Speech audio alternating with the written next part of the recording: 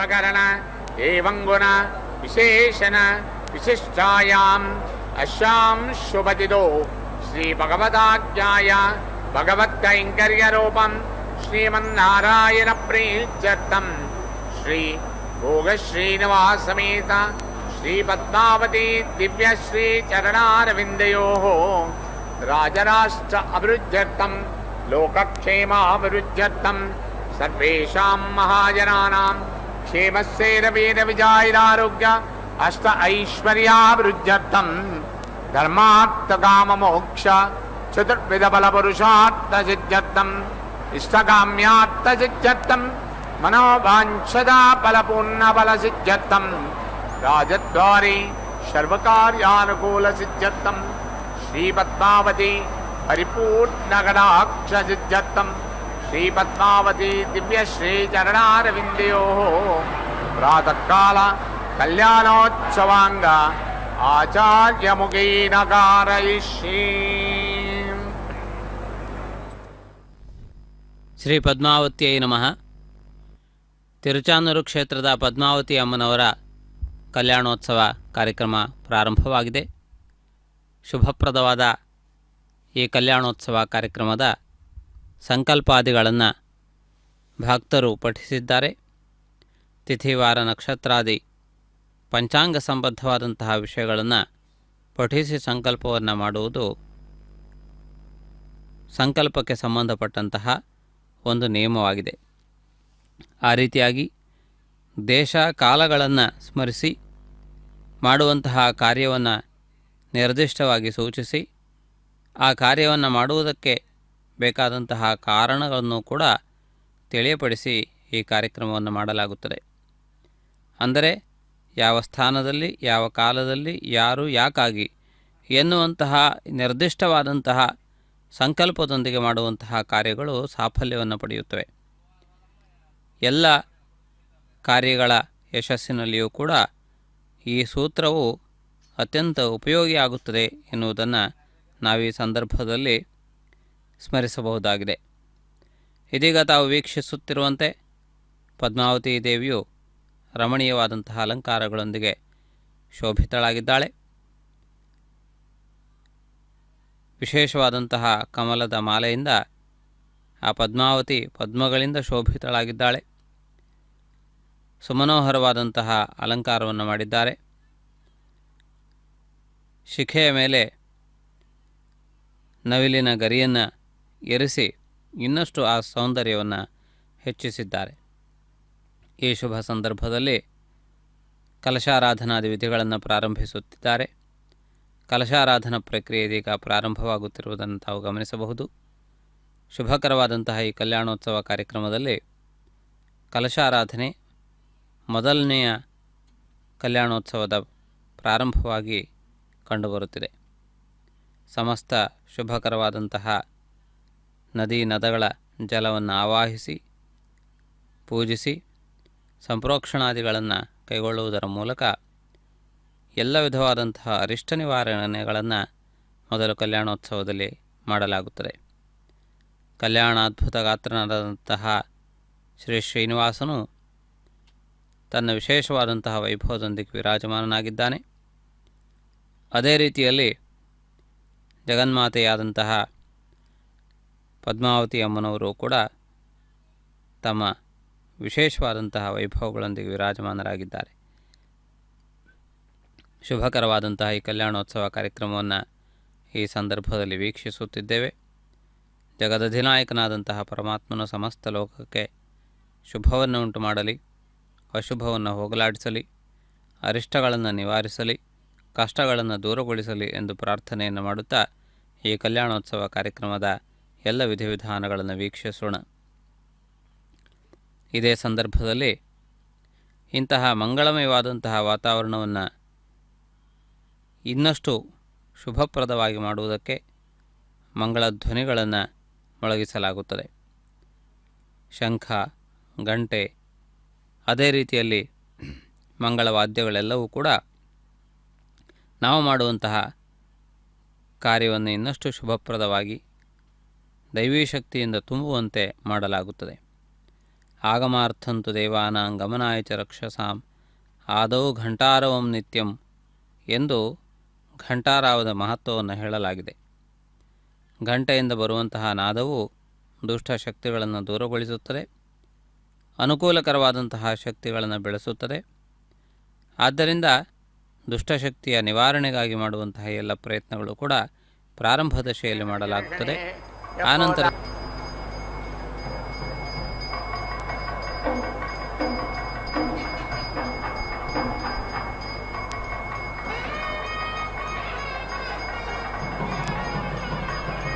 ಓಂ ನವ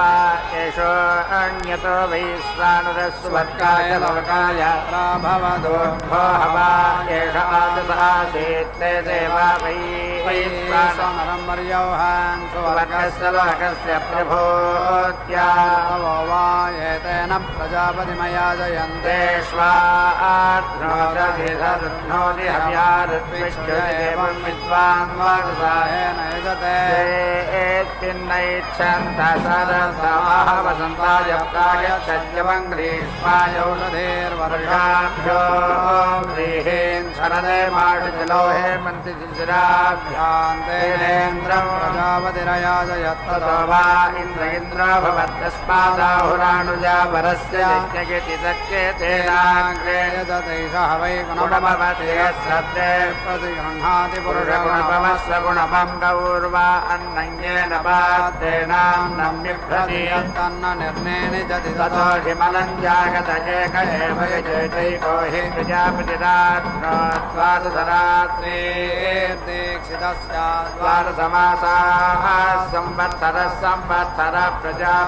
प्रजापतिर्वा वैशाखेषः त्वयि जायते यस्तापसोऽधिजागते चतुर्धा वा एतास्तिस्रस्तिस्रात्रयो यद्वादशोपशतो प्रथमा यज्ञन्दाभिः संहरति या द्वितीया यज्ञन्दाभिरारभते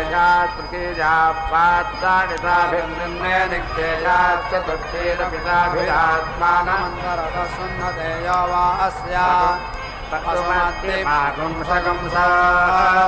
पुरोणासंमस्तिष्कगोंसय परिवापं पुरीषगोंसय आज्यं मज्जानगं वयस्वमग्रस्वेतगोंसोऽपि हवा अस्य शून्यानिष्पदा प्रतिगृह्णाति यो द्वादशाहे प्रतिगृह्णाति तस्मात् द्वादशाहेन याज्यं पाप्मनो व्यावृत्यै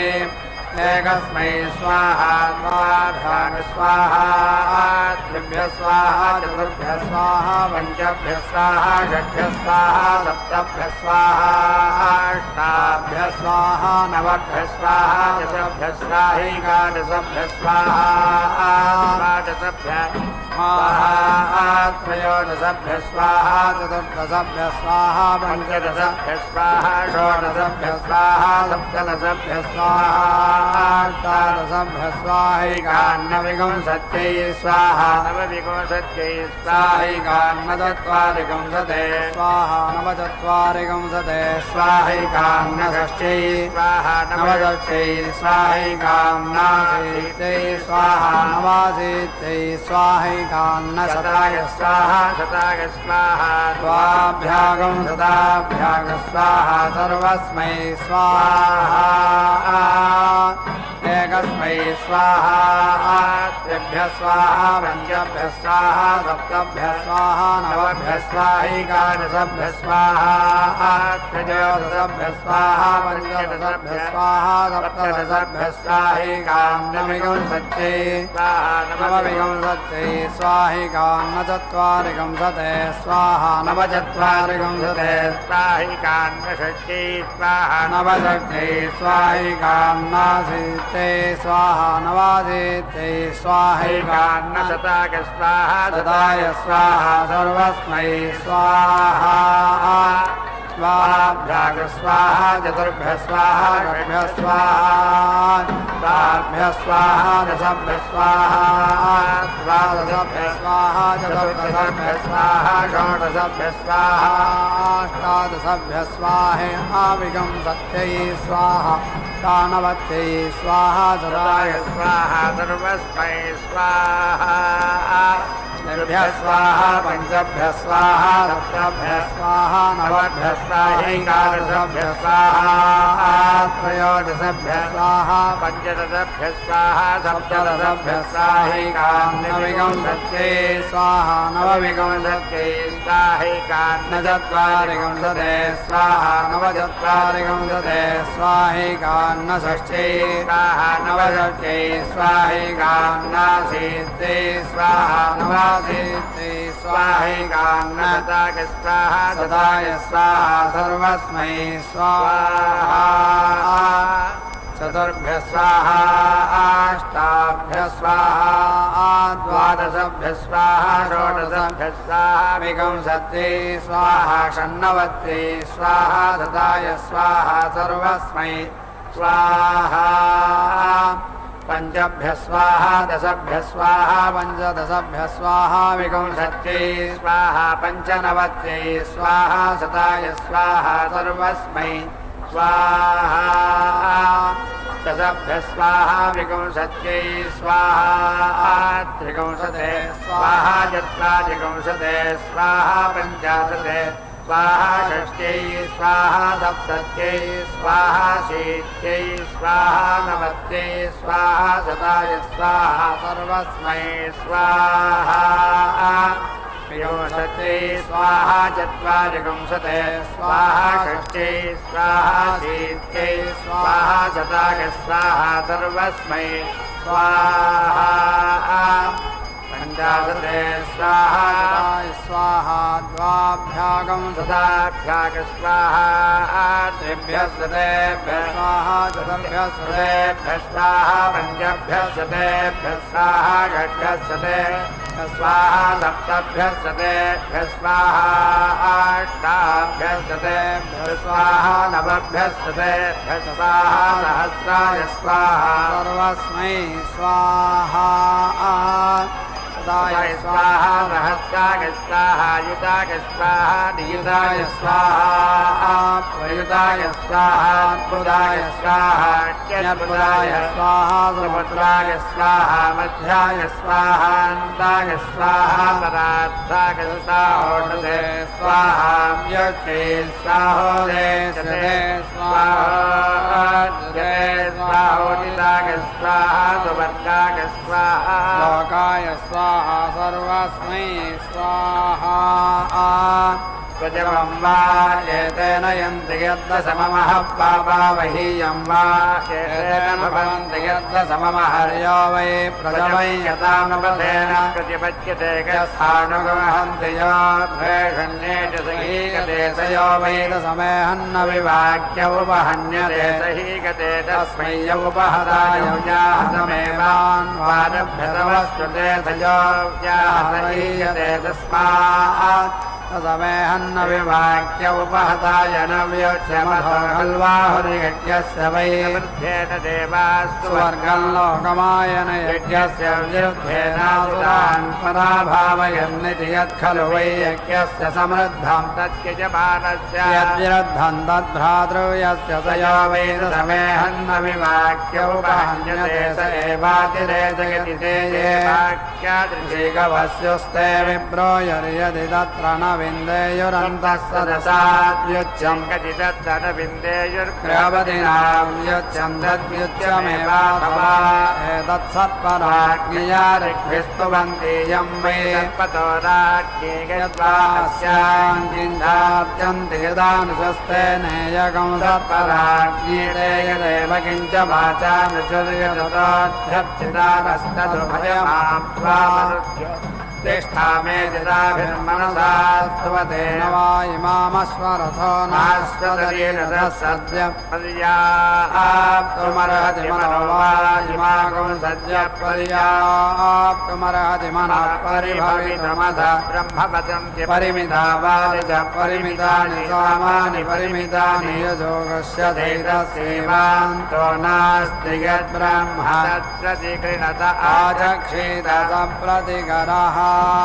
ब्रह्मवादिना वदन्ति किन्वादसाहस्य तमेनान्नद्विजाङ्गिजमानो वृन्दगिति जयेन्द्रियमिति किन्वितीयेनेति प्राणानन्ना नाज्यमिति किं तृतीयेनेति लोकानिति किञ्चदक्षेनेति चतुष्पदः पशोनिति किं पञ्चमेनेति पञ्चाक्षराम् भक्तिमिति किं षष्ठेनेति षड्ऋतोनिति किं सप्तमेनेति सप्तपदाकं सक्परीमिति किमष्टमेनेति षष्ठाक्षराङ्गायत्रीमिति किं नवमेनेति त्रिपदग्रस्ताममिति किं दशमेनेति दशाक्षराम् विराजमिति किमेकादशेनेत्येकादशाक्षरान् त्रिष्टुभमिति किं द्वादशेनेति द्वादशाक्षरान् जगतीमित्येतावद्वा अस्ति यावदेतद्यावदेवास्य च तेषां शृङ्गे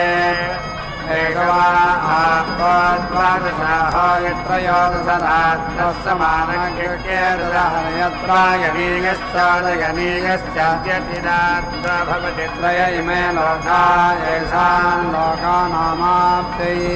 प्राणो वै प्रथमोऽधिरात्रो ध्यानो द्वितीयपानस्तृतीय प्राणावामोदाने देवान्नाद्ये प्रतिष्ठन्ति सर्वमायुर्यन्ति एवं विद्वागुंसस्तचोटसरात्रमासते तदाहुर्वाग्वा एषा विदधा विद्वादशाहस्ताम् इच्छिन्यर्यन्मध्ये रात्रम् प्रत्युरुपदासुका गृहपदेर्व्याक्षादुपरिष्टाच्छन्दोमानाम् महाव्रतं कुर्वन्ति सन्ततामेव वाचमवरुन्धतेन पदासुका गृहपदे पशवो वै छन्दोमानं महाव्रतं यदुपरिष्टाच्छन्दोमानाम् महाव्रतं कुर्वन्ति पशुषु चैवान्नाद्ये च प्रतिष्ठन्ति आदित्या अगामयन्तो भयोर्लोकयोरुध्नुयामेति तयेतं चतुर्दशरात्रमवश्यन्तमाहरन्तेनायजन्त ततो वीतौ भयोर्लोकयोराघवन्नस्मिग्गच्छा एवं विद्वागुंसश्चतुर्दशरात्रमासतौ भयोरेव लोकयोरुध्वन्त्यस्मिग्गच्छामुष्मिग्गश्च चतुर्दशरात्रो भवति औषधयः सप्तारण्या उभयेषामवरुध्या यत्पराचीनानि पृष्ठानि भवन्त्यममेव ते लोकमभिजयन्ति यत्प्रतीचीनानि पृष्ठानि भवन्ति ममेव ते लोकमभिजयन्ति त्रयस्त्रिपुंसौ मध्यतस्तोमो भवतः साम्राज्यमेव गच्छन्त्यधिराजो भवतोऽधिराजा एव समानानां भवन्त्यधिरात्रावभितो भवतः परिगृहीत्यै प्रजापति स्वर्गं लोकमेत्तन्देवान्वायन्तानादित्याश्च बसवश्चान्वायन्ते देवा अब्रुवन्यान् पशूनुपाजीवित्परिमेन्वाग्ब्रह्मनिरेभ्येदं चतुर्दशरात्रं प्रत्यवहन्तादित्या पृष्ठे स्वर्गं लोकमारोहन्त्यहाभ्यामस्मिन् लोके पशून् प्रत्यवहन् पृष्ठेरादित्यामुष्मिन् लोकाः भवन्त्यहाभ्याम् अस्मिन् लोके बसवय एवं विद्वागुंसश्चतुर्दशरात्रमासतौ भयोरेव लोकयोरुध्वन्त्यस्मिग्गश्चामुष्मिग्गश्च पृष्ठैरेवामुष्मिन् लोकरुध्वन्ति त्र्यहाभ्यामस्मिन् लोके ज्योतिर्गौरायुरिति त्र्यहो भवतीयं यावज्ज्योतिरन्तरिक्षं गौरसावायुषिमानेव लोकानभ्यारोहन्त्यदन्यदपृष्ठानि सर्वविविधज्ञस्यान्मध्ये पृष्ठानि भवन्ति सविवधत्वायो यो वै वीर्यं ओजैव वीर्यं मध्यतो दधते बृहद्रथन्तराभ्यायन्तीयं वावरथन्तरमसो बृहदाभ्यामेव यन्त्यथो अनजोरेव प्रतिष्ठन्ते ते वै यज्ञस्याञ्जदायनी श्रुतिताभ्यामेव सुवर्गं लोकं यन्त्यपराञ्चोवा एते सुवर्गं लोकमभ्यारोहन्ति ये पराचीनानि पृष्ठान्युपयन्ति प्रत्यन्त्र्यहो भवति प्रत्यवरोढ्या अथो प्रतिष्ठित्या उभयोर्लोकयोरुध्वा तिष्ठन्ति चतुर्दशैतास्तासाञ्यादशदशाक्षरा विराडन्नं विराजैवान्नाद्यमवरुन्धते याश्चतस्रश्चतस्रो दिशो दिक्ष्वेव प्रतिष्ठन्ति अधिरात्रावभितो भवतः परिगृहीत्यै इन्द्रो वै सदृङ् देवताभिरासीत् सनं व्यावृतमगच्छत् स प्रजापतिमुपाधावत् तस्मादेतं पञ्चरथरात्रं प्रागच्छत्तमाहरत्तेनाय च ततो वै सोऽन्याभिर्देवताभिर्व्यावृतमगच्छत् एवं विद्वागं स पञ्चदशरात्रमासते व्यावृतमेव पाप्मना भ्रातुर्येण गच्छन्ति ज्योतिर्गौरायुरिति यहो भवति यं ज्योतिरन्तरिक्षं गौरसा वायुरेष्वेव लोकेश प्रतिष्ठं च सत्रं वा एतद्यदछन्दो मयि यच्छन्दो मा भवन्ति तेन सत्रं देवता एव पृष्ठेरवरुन्धते वसोऽच्छन्दो मयिरोजो वै वीर्यं पृष्ठानि वसवश्छन्दो मा ओजस्येव वीर्ये वसज प्रतिष्ठन्ति पञ्चदशरात्रो भवति पञ्चदशो वज्रो वज्रमेव भ्रातृव्येभ्यः प्रहरन्ति रात्राभितो भवत इन्द्रियस्य परिगृहीत्यै इन्द्रो वै शिथिल इवा प्रतिष्ठित आसीत् सोऽसुरेभ्यो विभेत् स प्रजापतिमुपाधावत् तस्मादेतं पञ्चशतरात्रं वज्रं प्रायच्छत्तेनासुरान् पराभाव्य विजित्य श्रियमगच्छदक्ष्युता पाप्मानन्निरहर पञ्चदशरात्रेणोजो बलमिन्द्रियं वीर्यमात्मन्न धत्त एवं विद्वागुं स पञ्चदशरात्रमासते भ्रातृव्यानेव भाव्य विजित्य श्रियं गच्छन् जग्निष्कृता पापानन्निर्दहन्ते पञ्चदशरात्रेणोजो बलमिन्द्रियं वीर्यमात्मन्दधत एता एव वसौर्याः पञ्चदशवार्धमासस्य रात्रयोर्धमासः संवत्सराः संवत्सरं वसवो न प्रजायन्ते तस्मात् वसौर्या एता एव सुवर्ग्याः पञ्चदशवार्धमासस्य रात्रयोर्धमासः संवत्सराः संवत्सरस्तु वर्गो लोकस्तस्मात् सुवर्ग्या ज्योतिर्गौरायुरिति त्रयो भवतीयं वावज्योतिरन्तरिक्षां गौरसा वायुरिमानेव लोकानभ्यारोहन्ति यदन्यतः पृष्ठानि सर्वविवधग्स्यान्मध्ये पृष्ठानि भवन्ति सुविवधत्वायो यो वै वीर्यं पृष्ठान्योज एव वीर्यं मध्यतो दधते बृहद्रथन्तराभ्यायन्ति यं वावरथन्तरमसो बृहदाभ्यामेव यञ्जथो अनयोरेव तिष्ठन्त्येते वै यज्ञस्याञ्जसायने सुगीताभ्यामेव सुवर्गं लोकं यन्ति पराञ्चो वा एते सुवर्गं लोकमभ्यारोहन्ति ये पराचीनानि पृष्ठान्युपयन्ति प्रत्यङ्क्यः भवति अथो प्रतिष्ठित्या उभयो लोकयोरुद्ध्वा तिष्ठन्ति पञ्चदशैतासाञ्यादशदशा अक्षरा विराडन्नं विराजैवान्माद्यमवरुन्धते या पञ्चदिशो स्वेव प्रतिष्ठन्ति रात्रावभितो भवत इन्द्रियस्य वीर्यस्य प्रजायै वसूनां परिगृहीत्यै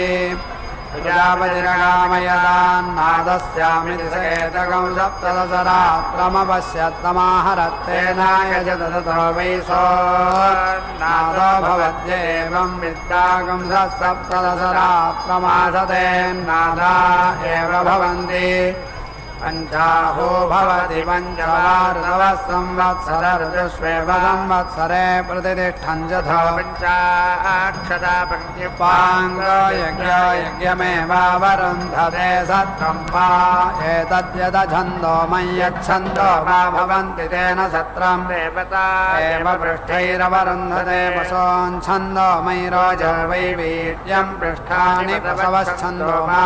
ओजस्येव वीर्ये वसजो प्रतिष्ठन्ति सप्तदशरात्रो भवति सप्तदश प्रजापतेराप्त्या अधिरात्रावभितो भवतोन्नाद्यस्य परिगृहीत्यै सा विराट् विक्रम्यादिष्टब्रह्मणा देवेष्वन्नेनासुरेषु ते देवा अकामयन्तो भयगम् संवृञ्जीमहि ब्रह्मजान्नं चेदित एताविगुंसतिगं रात्रिरवस्यन्ततो वै त उभयगो समवृञ्जत ब्रह्मजान्नं च ब्रह्मवर्चसिनो आदा अभवनय एवं विद्वागुंस एता आसत उभयमेव संवृञ्जते ब्रह्मजान्नं च ब्रह्मवर्चसिनो आदा भवन्ति द्वेवा एते विराजौतयो देवनाना प्रतिष्ठन्ति विगंसा वै पुरुषोदसहस्त्या अन्मुलयो दशपद्या यावानेव पुरुषः तिष्ठन्ति ज्योतिर्गौरायरितित्र्याः भवन्ति यं वावज्योतिरन्तरिक्षाम् गौरसा वायुरिमानेव लोकानभ्यारोहन्त्यभिपूर्वन्त्र्यः भवन्त्यभिपूर्वमेव भ्यारोहन्ति यदन्यदपृष्ठानि सर्वे विविधग्स्यान्मध्ये पृष्ठानि भवन्ति विविधत्वायो यो वै वीर्यं पृष्ठान्योजयेव वीर्यं मध्यतो दधते बृहद्रथन्तराभ्यायन्ति यं वावधन्तरमसो बृहदाभ्यामेव कञ्चतो नयोरेव प्रतिष्ठन्ते देवै यज्ञस्य आञ्जसायने सुदीनाभ्यामेव वर्गल्लोकयन्ति पराञ्चो वा एतेषु वर्गल्लोकमभ्यारोहन्ति ये पराचीनानि पृष्ठान्युपयन्ति प्रत्यङ्जयो भवति प्रत्यवरूढ्या तथो प्रतिष्ठित्या उभयोर्लोकयोरुद्धो तिष्ठन्ति चिदात्रावभितो भवतो ब्रह्मवर्चसस्य नाद्यस्य परिगृहीत्यै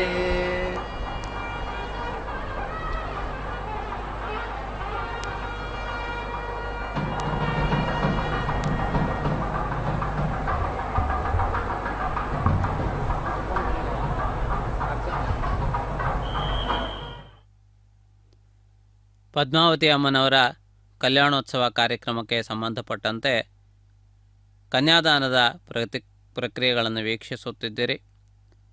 ಈ ಮಹತ್ವಪೂರ್ಣವಾದಂತಹ ಈ ಒಂದು ಕಲ್ಯಾಣೋತ್ಸವದ ಮಂಗಳಕರವಾದಂತಹ ಕನ್ಯಾದಾನ ಪ್ರಸಂಗ. ಈ ಸಂದರ್ಭದಲ್ಲಿ ಪದ್ಮಾವತಿ ದೇವಿಯ ಆವಿರ್ಭಾವದ ಸಂದರ್ಭವನ್ನು ಅನುಸರಿಸಿ ಆ ಜಗನ್ಮಾತೆಯ ಜನ್ಮ ತಿಥಿ ವಾರ ನಕ್ಷತ್ರಾದಿಗಳನ್ನು ಪರಿಗಣಿಸಲಾಗುತ್ತದೆ. ಜಗನ್ಮಾತೆ ಭೂಲೋಕದ ಭಕ್ತರನ್ನು ಅನುಗ್ರಹಿಸುವುದಕ್ಕಾಗಿ ಕಲಿಯುಗದಲ್ಲಿ ಪದ್ಮ ಸರೋವರದಲ್ಲಿ ಆವಿರ್ಭವಿಸಿದ್ದಾಳೆ. ಪದ್ಮಾವತಿ ದೇವಿಯ ಆವಿರ್ಭಾವಕ್ಕೆ ಸಂಬಂಧಪಟ್ಟಂತೆ ಪದ್ಮಪುರಾಣದಲ್ಲಿ ವಿವರಣೆಯನ್ನು ಕೊಡಲಾಗಿದೆ. ಆ ರೀತಿ ಪದ್ಮಾವತಿ ದೇವಿಯು ಪರಮಾತ್ಮನ ಆವಿರ್ಭಾವದ ನಂತರ ಭೂಲೋಕದಲ್ಲಿ ಆವಿರ್ಭವಿಸುವುದರ ಮೂಲಕವಾಗಿ ಪರಮಾತ್ಮನನ್ನು ಅನುಸರಿಸುವಂತಹ ತನ್ನ ವ್ರತವನ್ನು ಮುನ್ನಡೆಸಿಕೊಂಡು ಹೋಗಿದ್ದಾಳೆ. ಪರಮಾತ್ಮನನ್ನು ಅನುಸರಿಸುವಂತಹ ಒಂದು ವಿಶೇಷವಾದ ಗುಣ ಪದ್ಮಾವತಿ ದೇವಿಯಲ್ಲಿದೆ. ಅಂತಹ ಜಗನ್ಮಾತೆ ಮಹಾಲಕ್ಷ್ಮಿ ಶಂಖಚಕ್ರ ವಿಭೂಷಿತೆ, ಪದ್ಮಗಳನ್ನು ತನ್ನ ಕರಗಳಲ್ಲಿ ಧಾರಣೆ ಮಾಡಿ ಭಕ್ತಜನರನ್ನು ಅನುಗ್ರಹಿಸುತ್ತಿದ್ದಾಳೆ. ಪದ್ಮವು ಜ್ಞಾನಕ್ಕೆ ಹಾಗೂ ಐಶ್ವರ್ಯಕ್ಕೆ ಇವೆರಡಕ್ಕೂ ಸಂಕೇತಭೂತವಾದದ್ದು. ಕೇವಲ ಐಶ್ವರ್ಯ ಹೆಚ್ಚು ಉಪಯೋಗಕರವಲ್ಲ, ಜ್ಞಾನವಿಲ್ಲದೇ ಇರುವಂತಹ ಐಶ್ವರ್ಯಕ್ಕೆ ಹೊಳಪಿಲ್ಲ. ಆದ್ದರಿಂದ ಸುಖವಾಗಿ ಬದುಕುವುದಕ್ಕೆ ಬೇಕಾದಂತಹ ಐಶ್ವರ್ಯವು, ಅದೇ ರೀತಿಯಲ್ಲಿ ಅದನ್ನು ಬಳಸಿಕೊಳ್ಳುವಂತಹ ಜ್ಞಾನ ಇವೆರಡೂ ಕೂಡ ಅತ್ಯಂತ ಮುಖ್ಯವಾದದ್ದು ಎನ್ನುವುದು ಆ ಪದ್ಮಾವತಿ ದೇವಿಯ ಕೈಯಲ್ಲಿರುವಂತಹ ಕಮಲಗಳ ಸಂದೇಶವಾಗಿದೆ. ಆ ರೀತಿಯಾಗಿ ಜ್ಞಾನ ಹಾಗೂ ಐಶ್ವರ್ಯವನ್ನು ಆ ಜಗನ್ಮಾತೆಯಲ್ಲಿ ಬೇಡುವುದು ಅತ್ಯಂತ ಮುಖ್ಯವಾದದ್ದು. ಕೇವಲ ಐಶ್ವರ್ಯವನ್ನು ಬೇಡುವುದರಿಂದ ಅಹಂಕಾರಾದಿ ದೋಷಗಳು ಬಂದು ಐಶ್ವರ್ಯವು ನಶಿಸುವಂತಹ ಪ್ರಮಾದವಿದೆ. ಆದ್ದರಿಂದಾಗಿ ಆ ಜಗನ್ಮಾತೆಯನ್ನು ಭಕ್ತಿಪೂರ್ವಕವಾಗಿ ಬೇಡುತ್ತಾ ಮುಂದಿನ ಕಾರ್ಯಕ್ರಮಗಳನ್ನು ವೀಕ್ಷಿಸೋಣ. पृष्ठे परिगृह्य सुवर्गं लोकमगमयन् परेरवस्थात् प्रत्यगृह्णन् दिवागेत्येन सुवर्गे लोके प्रत्यस्थापयन् परे परस्तात् प्रत्यगृह्णन् पृष्ठैरुपावारोहान् सवा असावादित्यो मुष्मिन् लोके परैरुभयतः परिगृहीतो यत्पृष्ठानि भवन्ति स्वर्गमेव तैर्लोके यजमानायन्ति परैरवस्थात् परिगृह्णन्ति दिवागेत्येन सुवर्गे लोके प्रतिष्ठन्ति परस्तात् परिगृह्णन्ति पृष्ठैरुपावरोहन्ति यत्परे परस्तात् नस्योपराञ्च सुवर्गाल्लोकान् निष्पद्येन यदवस्थान्नस्य प्रजाविन्दहेगरभितो दिवागीर्त्यं परस्सामानो भवन्ति सुवर्गे वैनाल्लोकमुभयतः परिगृह्णन्ति यजमानाभिवागीर्त्यगमसंवत्सरः परस्सामानोभितो दिवागीर्त्यं परस्सामानो भवन्ति संवत्सर एव प्रतिष्ठन्ति पृष्ठं वै दिवागीर्त्यं पार्श्वे परस्सामानोभितो दिवागीर्त्यं परस्सामानो भवन्ति तस्मादभितः पृष्ठं पार्श्वे भूयिष्ठा प्रहारिक्यन्ते भूयिष्ठकंसस्य ते यज्ञस्यैव तन्मध्यतो क्रन्थिङ्गच्छञ्च विश्रकंसाय सप्तगृह्यन्ते सप्तवीशीर्षण्याः प्राणानेव यजमानेषु दधति यत्पराचीनानि पृष्ठानि भवन्त्यमेव तैर्लोकमभ्यारोहन्ति यदि मल्लकन्न प्रत्यवरोहेयुरुद्वाजेयुर्यजमाना प्रवामीयेरनिगत्प्रतीचीनानि पृष्ठानि भवन्तीवमेव लोकं प्रत्यवरोहन्ति अस्मिन्नेव लोके प्रतिष्ठन् जन्मादाजेन्द्रो वा अप्रतिष्ठित आसीत् स प्रजापतिमुपाधावत् तस्मादेतमेकविंशतिरात्रं रायच्छत्तमाहरतेनायज ततो वै स प्रत्यतिष्ठत्येव भुजाजिनो प्रतिष्ठिता स्वस्त एकविंशतिरात्रमासीदन्वादशमासा पञ्चर्तवस्त्रय इमे लोकासावादित्येकविंशयेतावन्तो वै देवलोकास्तेष्वेव यथा पूर्वं प्रतिष्ठन् च सावादित्यो न व्यरोचते स प्रजापतिमुपाधावत् तस्मादेतमेकविंशतिरात्रं रायच्छत्तमाहरतेनायज ततो वै सौरोचत एवं विद्वागुंस एकविंशतिरात्रमासते रोचन्त एवैकविंशतिरात्र भवति ऋग्वा एकविंशो ऋतमेव छन्दो प्रतिष्ठामेव प्रतिष्ठाक्येकविंशतिरात्रावभितो भवतो ब्रह्मवर्चसस्य परिगृहीत्यै पर्वाण्यज्ञसङ्ग्रामत्वमुष्पादधिमामभि श्रीनाय्य पुरोहितः निर्देव निर्वीरं कृत्वा विस्कन्धं तस्मिन्हीयता योऽस्मान् वेष्टि शरीरं यज्ञसमलं कुसीदं तस्मिन् योऽस्मान् वेष्टि यज्ञस्य यत्तेजस्तेन सङ्ग्राममामभि ब्राह्मणा ऋत्विजो देवानयज्ञस्य तपसा ते सवाहमाहुवे कृष्णेन भक्तमुपदे हुवे सवाह वन्दे वन्दे सुकृतकमथं प्रजां पशून् यैषां स्वामिने नीराघारावाच्यभागावाश्रुतं प्रत्याश्रुतमासृणामि ते त्वया जानो जाजां श्रेष्ठक्रमिणामाचिद आवृन्धे स्वः अग्निरेन्द्रेण सोमेन सरस्वत्या विष्णुना देवताभिः याज्ञानवाक्याभ्यामुपदे हुवे सवाहं यज्ञमाददे ते वशकृतं सुधागमशस्तं प्रतिकरं ग्रहमिडामाचिद आवृन्धे स्वः पत्नी संयाजानुपदे हुवे सवाहकं समिष्टगजुराददे तवा वशं सुतं पुरोडासान् सवनान्योतयज्ञम् देवांसेन्द्रानुपदे हुवे सवाहमग्निमुखा सोमवतो ये च विश्वे भूतं भव्यं भविष्यद्वषत्स्वाहा नमऋक्षामहे दुर्वषत्स्वाहा नमो गायत्री त्रिष्टुर्जगदेवषत्स्वाहा नमः पृथिव्यन्तरिक्षञ्जोर्वषत्स्वाहा नमोऽग्निर्वायुः सूर्यो वषत्स्वाहा नमः प्राणो व्यानो पानो वषत्स्वाहा नमोऽन्नं पृथिर्विष्टिर्वषत्स्वाहा नमः पिता पुत्रः पौत्रो वषत्स्वाहा भुवस्सु वषत्स्वाहा नमः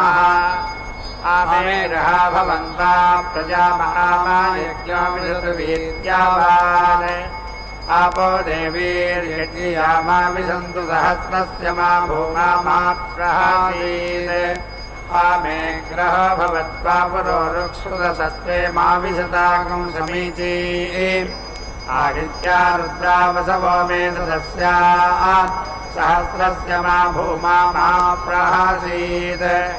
आमाग्निष्टो मा विशतोक्षश्चादिरात्रो मा विशत्वापि सर्वरः सुहृता विसन्तु सहस्रस्य मा भूमा मा प्रहासीत् अग्निना तपोन्नभवद्वाचा ब्रह्ममणिना रूपाणीन्द्रेण देवान् वातेन प्राणान् सूर्येण द्यान् चन्द्रमसा नक्षत्राणि यमेन पितॄन् राज्ञा मनुष्यान् फलेन तेजान जगलेन सत्त्वान् व्याघ्रेणारण्यान् पशून् शेनेन पतत्रिणो विष्णास्वानुशवेन गावस्तेनाजा वृष्टिना ीनान्दानियवेनोषधेन्यक्रोधेन वनस्पतेन संवरेणोर्जङ्गायत्र्यादाकं चित्रवृता स्तोमान् ब्राह्मणेन वाचम् स्वाहाधिमाधीताय स्वाहा स्वाहाधीतं मनसे स्वाहा स्वाहा मनः प्रजापतये स्वाहा गाय स्वाहा कस्मै स्वाहा कतमस्मै स्वाहादित्यै स्वाहादित्यै मह्यै स्वाहादित्यै मृडिगायै स्वाहा सरस्वत्यै स्वाहा सरस्वत्यै बृहत्यै स्वाहा सरस्वत्यै वावगायै स्वाहा पोष्णे स्वाहा पोष्णे प्रपच्याय स्वाहा पोष्णे नरन्धिषाय स्वाहा त्वष्टे स्वाहा त्वष्टे दुर्वीपाय स्वाहा त्वष्टे पुरुरूपाय स्वाहा विष्णवे स्वाहा विष्णवे निभुर्यपाय स्वाहा विष्णवे निभूयपाय स्वाहा सर्वस्मै स्वाहा तद्भ्य स्वाहा हनोभ्याग स्वाहोष्ठाभ्याग स्वाहा मुखाय स्वाहा नासिकाभ्याग स्वाहा क्षीभ्याग स्वाहा कर्णाभ्याग स्वाहा वारयिक्षवो वार्येभ्यः पक्ष्मभ्यः स्वाहा वारयिक्षवः पार्येभ्यः पक्ष्मभ्यः स्वाहा शीर्ष्णे स्वाहा भ्रूभ्याग स्वाहा ललाटाय स्वाहा मूर्ध्ने स्वाहा मस्तिष्काय स्वाहा केशेभ्यः स्वाहा वहाय स्वाहा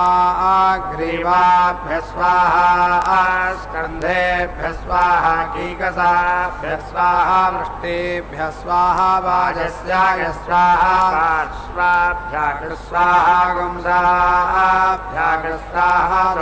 भ्याग स्वाहा बाहुभ्याग स्वाहा जङ्घाभ्याग स्वाहा श्रोणीभ्याग स्वाहोरुभ्याग स्वाहा क्षीवद्भ्याग स्वाहा जङ्घाभ्याग स्वाहा भदते स्वाहा शिखण्डेभ्यः स्वाहा वालधानाय स्वाहाण्डाभ्याग स्वाहा सेवाय स्वाहा रेतते स्वाहा प्रजाभ्यः स्वाहा प्रजननाय स्वाहा मध्य स्वाहा नभेभ्यः स्वाहा लोमभ्यः स्वाहा त्वचे स्वाहा लोहिताय स्वाहा माकुंसाय स्वाहा स्नावद्भ्यः स्वाहा सभ्यः स्वाहा मज्जर्भ्यः स्वाहाङ्गेभ्यः स्वाहात्मने स्वाहा सर्वस्मै स्वाहा जेताय स्वाहा आङ्ग्यसक्ताय स्वाहा सिजपदे स्वाहा सितिककुदे स्वाहा सितिरन्ध्राय स्वाहा सितिपृष्ठाय स्वाहा चित्यकौशाय स्वाहा पुष्पकर्णाय स्वाहा चित्योष्ठाय स्वाहा सितिभ्रवे स्वाहा सितिभसते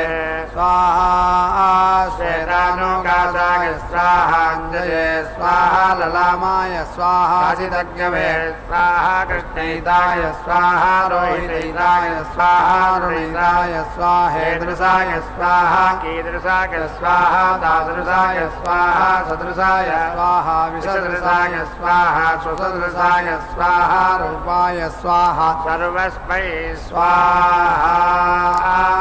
कृष्णाय स्वाहा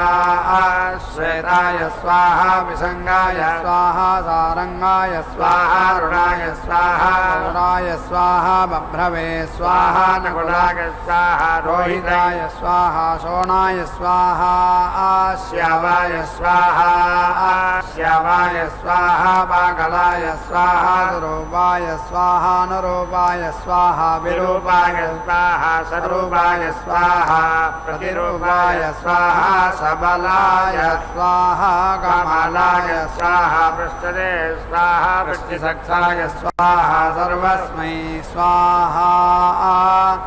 ओषधीभ्यः स्वाहा मूलेभ्यः स्वाहा तूलेभ्यः स्वाहा काण्डेभ्यः स्वाहा फलसेभ्यः स्वाहा पुष्पेभ्यः स्वाहा फलेभ्यः स्वाहा गृहीतेभ्यः स्वाहा गृहीतेभ्यः स्वाहा वपर्णेभ्यः स्वाहा शयानेभ्यः स्वाहा सर्वस्मै स्वाहा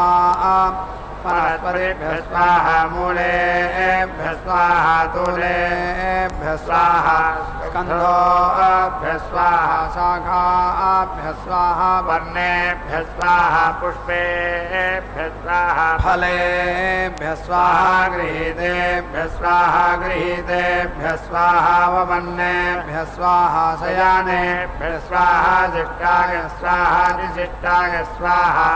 परिशिष्टाय स्वाहा सर्वशिष्टाय स्वाहोच्छिष्टाय स्वाहा रिक्ताय स्वाहा रिक्ताय स्वाहा प्ररिक्ताय स्वाहा सकलरिक्ताय स्वाहोद्रिक्ताय स्वाहा सर्वस्मै स्वाहा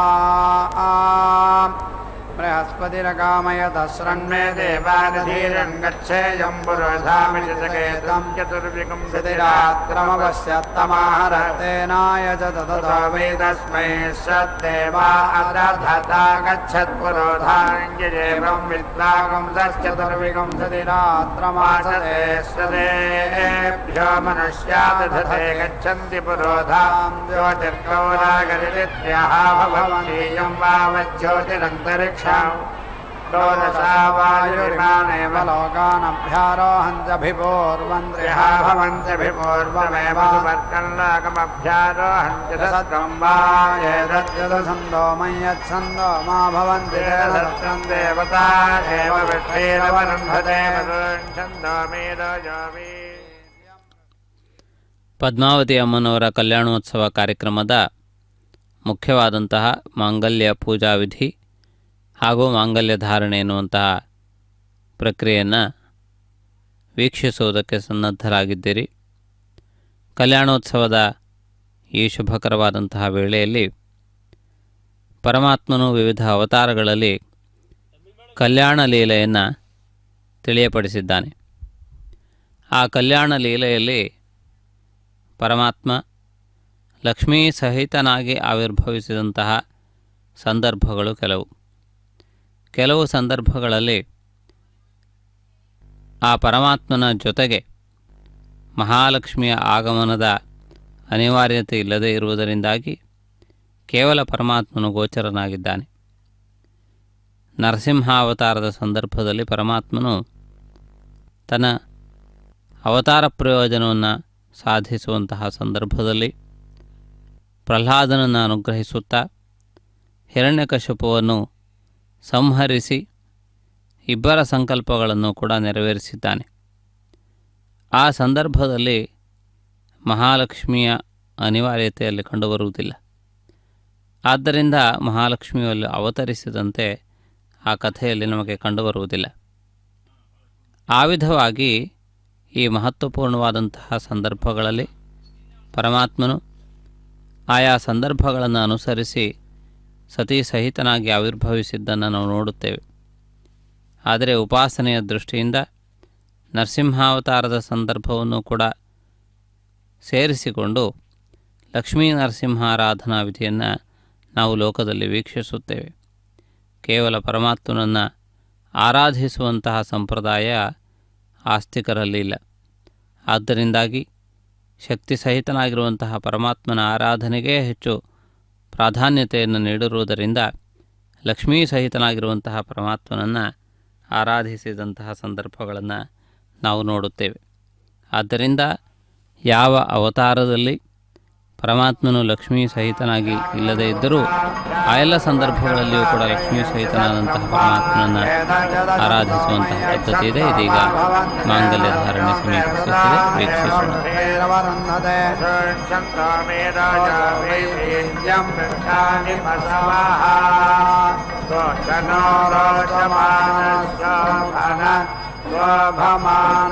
ಕಲ್ಯಾಣ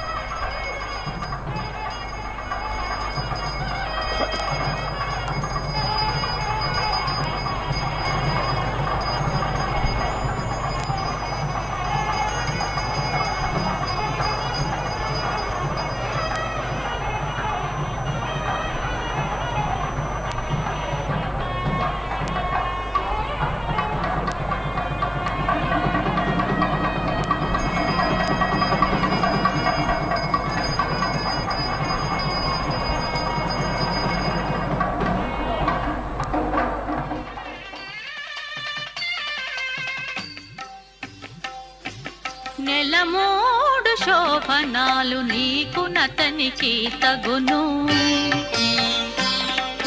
నెలమూడు శోభనాలు నీకు నతనికి తగును, కలకాలము నిత్య కళ్యాణమమ్మ కళ్యాణమమ్మ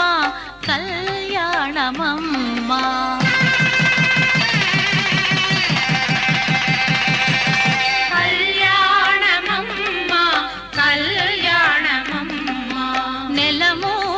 శోభనాలు నీకు నతనికి తగును, కలకాలము నిత్య కళ్యాణమమ్మ కళ్యాణమమ్మ కళ్యాణమమ్మ కళ్యాణమమ్మ కళ్యాణమమ్మ.